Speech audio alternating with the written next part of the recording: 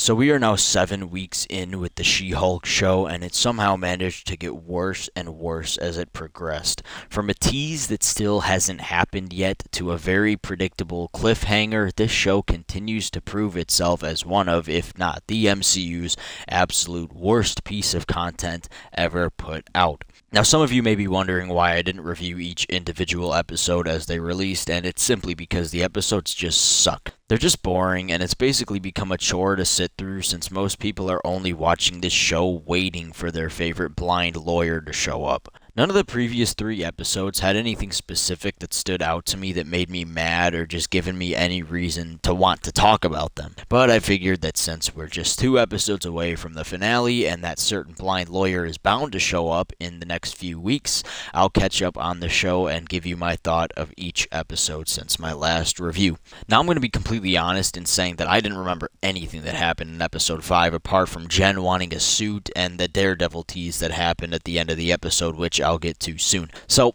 I looked up the plot for the episode, and it turned out that the main focus of the episode completely left my mind. So this episode is just solidified as the most forgettable in the entire series, thus I'm not going to spend too much time on it. So basically, this influencer woman named Titania, who appeared in the first episode of the series, sues Jen for the use of the name She-Hulk, and she tries to use the name to promote her beauty supplies or something like that. So Jen just tries to find ways to win the lawsuit to keep her name, while 2 of her lawyer friends try to get Jen a suit that can work with both her normal body and her She-Hulk body. Jen needs to find real-life instances of her using the name She-Hulk, so she brings in the dudes that she went on dates with in the episode prior to prove that she used the name in real life or something like that. Jen won the lawsuit because the dudes say that they wouldn't have dated Jen if they saw what she really looked like outside of the She-Hulk form.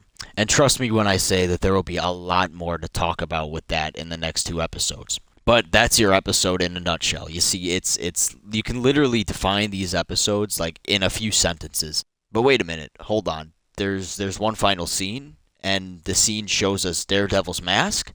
Oh man, I can't wait to see Daredevil in the next episode. Let's go.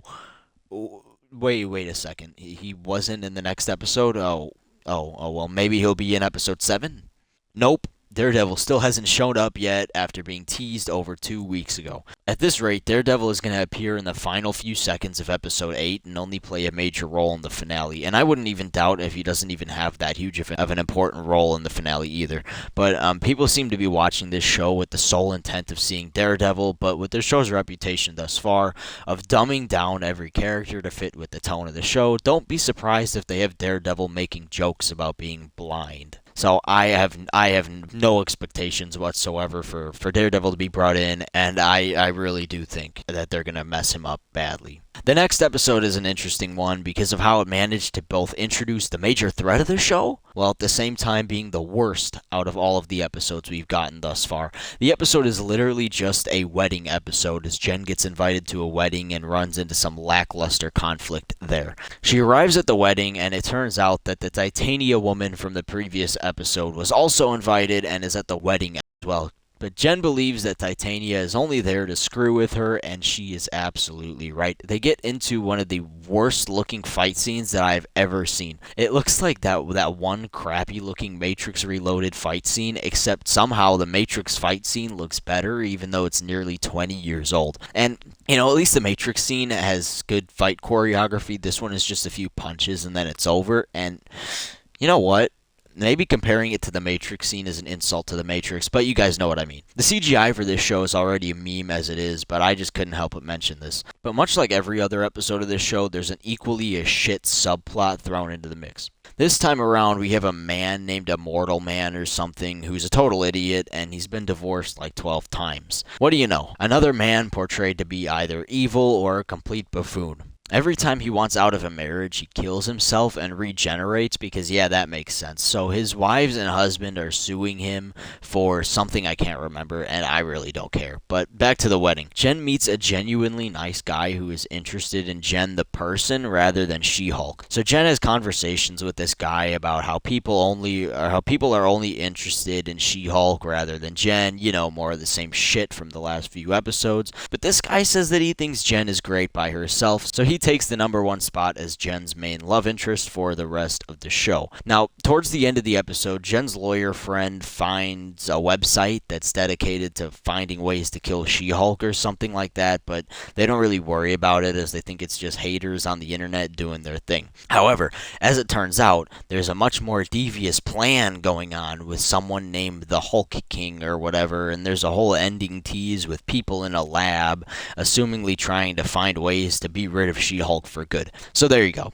After 5.5 episodes of a big old pile of nothing, we finally have our main threat introduced. Man, I can't wait for it to be a group of evil men who don't like female superheroes. Anyway, episode 7 opens up with Jen and the wedding guy from last episode going on dates until she invites him in to let him hit. She wakes up and finds that he's gone, so she decides to send him a text about how much fun last night was. After he doesn't respond for multiple days on end, Jen gets a call from some guy explaining that Emil Blonsky's inhibitor collar went off or something, and Jen has to go up to Blonsky's place to check up on him, and when she finds that everything's fine, her car gets destroyed by some weird enhanced individuals fighting, so she's forced to stay at his place for the rest of the episode. It's revealed that these dudes are a part of Blonsky's group therapy session, as if they didn't ruin Abomination enough. But anyway, Jen keeps obsessing over her phone as she keeps checking back to see if a text from the wedding guy will ever come through, but Blonsky's house doesn't have Wi-Fi, so Jen eventually gets forced to join Blonsky's therapy group. The group notices that Jen is on her phone so much, so they get her to talk about her feelings, and once again she opens up about how much she wishes people would accept Jen the person rather than She-Hulk. At this point, this show is literally some by-the-numbers bullshit with more of the same crap every goddamn week. They come to the conclusion that the wedding guy ghosted her, so Jen deletes his number. Hell yeah, such a great, empowering character arc that definitely hasn't been rehashed so many times throughout the show. Awesome. But wait, there's more. It turns out that the wedding guy didn't just ghost her, but he's a part of our main threat that wants to kill She-Hulk. During their magical night together, the wedding guy gets out of bed, snags some of Jen's blood, and sends a text to the Hulk King, letting him know that the job has been done. Now, believe me or not, but I absolutely knew that this guy wasn't going to be portrayed as such a nice guy for long. As soon as Jen met this guy, I had a feeling that he was going to ghost her the second he got the chance, but adding a little fuel to the fire here, right after the threat reveal in the previous episode, I knew straight up that this love interest guy was going to be a part of it. It really isn't hard to figure out what type of direction this show is going to go when 99% of the men are portrayed to be big dumb idiots or complete jerks. But there are my thoughts on the latest 3 episodes of She-Hulk, and at this point I can already confidently say that this is my least favorite MCU project of all time. The final 2 episodes can literally be the second coming of Christ, and it still won't be enough to save this abomination of a show.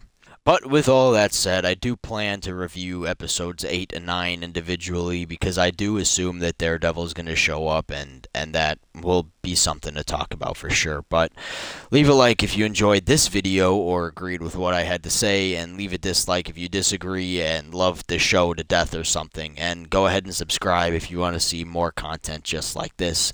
And that is about all I have to say. Later.